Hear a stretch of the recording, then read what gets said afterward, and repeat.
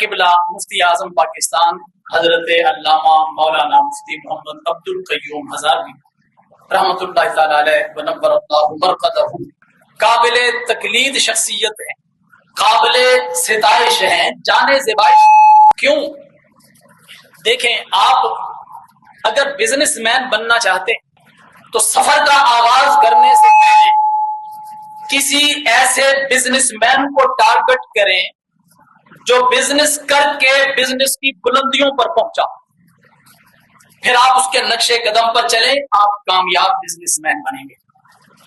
آپ عالم بن رہے ہیں، آپ عالم بننے کے ساتھ مفتی بنیں گے، ایک ادارے کے محتمم بنیں گے، کوئی تنظیم بنائیں گے، آپ محقق بنیں گے، آپ مدرس بنیں گے۔